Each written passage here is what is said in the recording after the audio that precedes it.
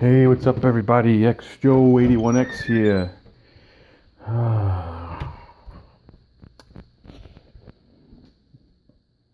This thing goes out every 24 hours. I guess when you never ran one in this entire basement, then that's why. I just want to touch upon the basement and what they did. I don't believe I did that. So, real quick, hot and cold come in. Obviously, hot, cold comes from there, hot comes from there. It all comes in nicey nice. Somebody took some time and put it this way instead of putting it on the ceiling. I got a ball valve for hot and cold right there. Hot and cold's brand new. It's teed right there. This one's teed right here. Obviously, I had to build down the light, which I did right here. I'm just putting my hand over the light so you could see. And I did right there. Comes up hot and cold right here. Gave me two joints, two ball valves right here. And you come down to the hot and cold, which okay. Somebody on the internet is gonna kill me for that, and I think I know who he is. You know, you tell me that you're gonna shut this on, you're gonna turn it off, you're gonna make everybody turn it on, you make everybody turn it off. Cason, you didn't shut it off. Up is off. This way, if these lines were to burst, which sit nicey nice. I tried putting them straight like this, but they sit down and then they make a weird bend. Excuse me. They make a weird bend into the unit. This I found, even though I don't think it's a problem, but it actually, sits on the back of the unit better, more flowing. Because this is an older unit, it's already, it's already pulling out, So I just don't want to create any waves, and it's kind of just, the concrete holds these two, and it just kind of floats. They're kind of just there. There's the new power that I ran. This was actually the 220 line for the AC, which is up in the living room over there. It came over here, and I pulled it all out. Made it look nice. Put a GFI on it because technically you're supposed to, because it's water. This is the stove. Excuse me. This is the dryer. This didn't move. One day, if this ever craps out, I'll get gas. And then he was nice enough to give me one of these spigots for the ice maker. He said, don't ever get a plastic one because they'll get pinholes. Well, obviously you could see... Whoop, I almost lost the phone. Obviously you could see the water damage. At one point this leaked, and everything leaked in this house. Whatever. I think it was a bunch of handymen. I don't think no one ever officially came in here, and So that's the cold strapped up right there. It doesn't really go anywhere. No one's gonna touch it. Okay, here's this fancy drain thing. Obviously, here's a pitch. It's in the trap. Rubber piece. And you put it there, and it works. I've done 2 days worth of laundry so far. Okay, continuing in the hot and cold after the tea, comes out to another tea. This tea is hot and cold for upstairs. There's 2 bathrooms, 2 sinks, 2 showers. So if you have to isolate upstairs, you just shut hot or cold off. And then obviously it's elbowed upstairs. Then it's another ball valves for PEX. This is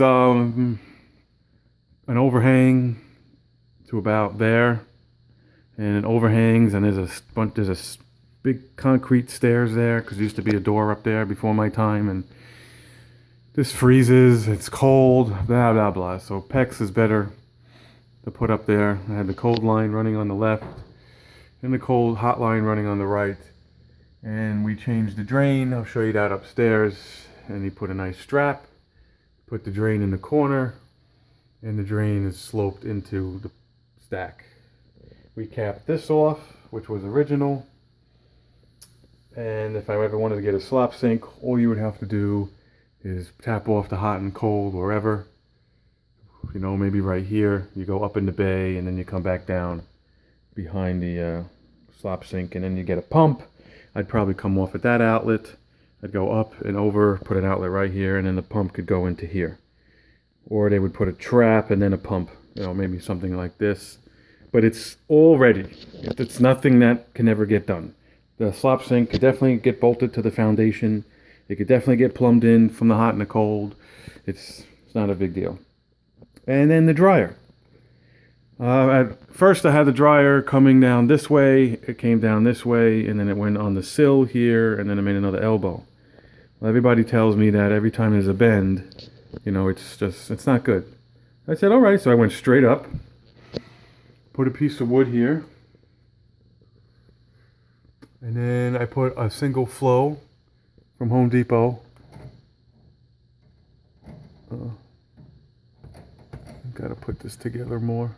Nothing ever just stays. I mean, this is fine. It just kind of hangs there. You know, JK18 has a nice one. It's like a metal ring. This is plastic. And then it goes outside into that bag. This is the GFI, that's temped. This is the outlet that doesn't work anymore. So that's it. That's what my basement was. I think I did the first video, I showed you the problem. Hopefully I'll double check the second video, I showed you what it looked like downstairs. And this is the third video of the conclusion. You know, I had to bring some wires down, I redid it upstairs. I'll show you again. Then I'll show you the sink. We'll just keep that going. So off, right? So if you remember what it looked like before with this big loop and single flow valve with a trap and then this is what it looks now. So let's just go upstairs. I'll touch upon this again. Obviously the bottom is the line that goes underneath the slab that hopefully nothing ever happens. They left enough meat because then they put this nice big collar on. Then they put the plastic on, and then that's the wash machine, which gives you this fancy China fuel, which is upside down piece, and then there's air holes right here, so it allows the water to go down, and then there's a trap, of course, because when you piss and shit, you don't want the fumes to go in, and that's it. This is the obtrusive fucking, you know, stove line that eventually, after the gas gets installed, I could cut this out. This is the old fucking holes for the old toilet, because it came out and went this way, I mean, that way. And like I said, everything was being brought down the wall. Nothing leaks. Everything went down the wall. This is the way it's supposed to be done if the house was being built brand new. Nothing is ever cut through bays anymore, according to new, you know, plumbing code. Obviously, I told you have to leave that because that's original. This is this. So I just bring out the wall this way, and this obviously, this wall could stay exactly where it is. Okay, so this is the second floor sink, I told you, which is cast iron. I didn't want them to go open up the walls. It comes down.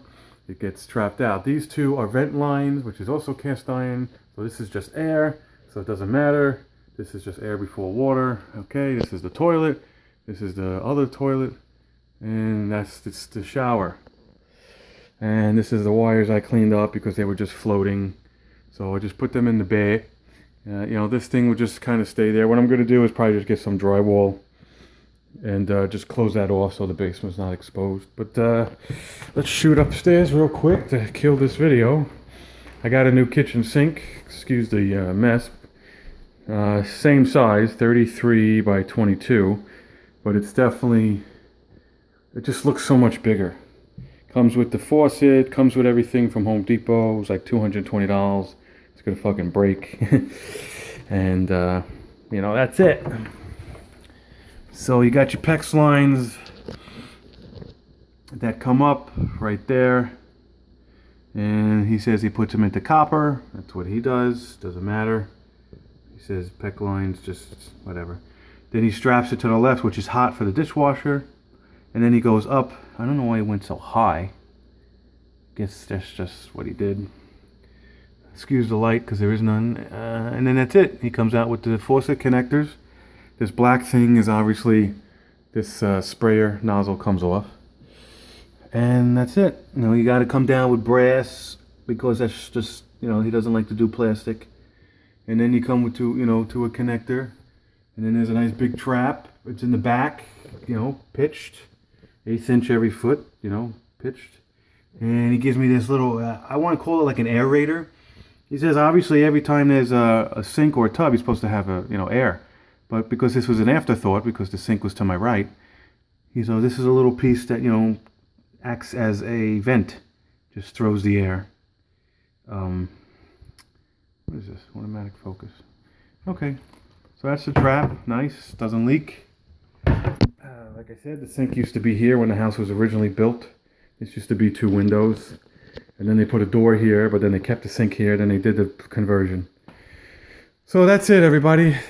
Thanks for watching my videos on the dilemma of leaking lead elbow in my house. Let's really hope I'm done.